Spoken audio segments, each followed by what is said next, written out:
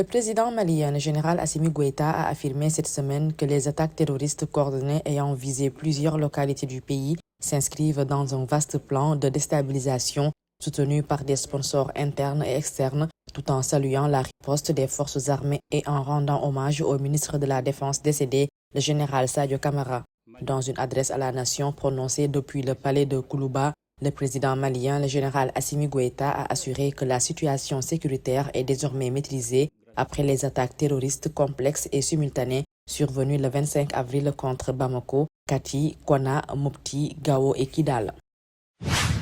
Le Royaume du Maroc, par la voix de son représentant permanent auprès des Nations Unies, Oumar Hilal, a dénoncé l'instrumentalisation des détroits et des voies maritimes comme moyen de pression et de chantage en allusion à la fermeture du détroit d'Ormuz. Lors d'un débat ouvert de haut niveau sur la sécurité maritime au Conseil de sécurité cette semaine, l'ambassadeur marocain s'est insurgé contre les menaces voilées de fermer le détroit d'Ormuz qui, dit-il, se veut une artère vitale pour l'énergie dans le monde entier. Il a qualifié la situation actuelle de profondément préoccupante, soulignant qu'aucun État, quelles que soient ses prétentions à la légitimité, n'a le droit de prendre le monde en otage à cause de ses voies maritimes.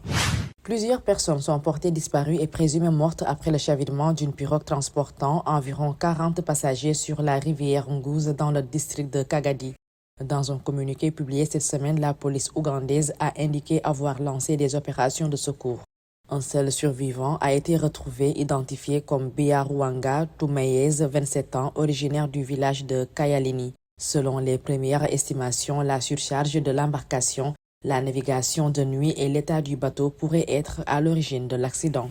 À l'occasion du 8e anniversaire de son parti Les Transformateurs, Dr Succès Masra, ancien premier ministre et leader de l'opposition tchadienne, a publié depuis sa cellule de prison où il purge une peine de 20 ans un message dense articulé autour de cette proposition concrète pour refonder la gouvernance tchadienne. Un appel au dépassement de la peur intitulé « N'ayons plus peur les uns des autres ». Le message du leader des transformateurs se veut patriotique. Se définissant comme un Mandela-file convaincu, Masra propose en fil conducteur de son message l'impératif de dépasser les peurs mutuelles qui, selon lui, alimentent l'instabilité politique et les tensions communautaires au Tchad. Il affirme sa disponibilité à travailler avec le maréchal président de la République pour mettre en œuvre ces réformes qu'il juge urgentes et applicables immédiatement. L'ancien gouverneur de la Banque centrale de la République de Guinée, Lousseni Nabé, a comparu devant la chambre de jugement de la Cour de répression des infractions économiques et financières où il fait face à de graves accusations de détournement de biens publics, de corruption et d'enrichissement illicite, rapporte cette semaine Africa Guinée. Selon l'acte de poursuite, l'ex-responsable de l'institution monétaire en poste sous le régime d'Alpha Condé, renversé le 5 septembre 2021 par l'actuel président Mamadi Doumbouya, est accusé d'avoir entre 2011 et 2021 détourné ou soustrait des biens publics au détriment de l'État guinéen, notamment un stock estimé à 3 tonnes 139 kg d'or. À la barre, Lousseni Nabé a rejeté l'ensemble des accusations portées contre lui, affirmant ne pas reconnaître les faits qui lui sont reprochés.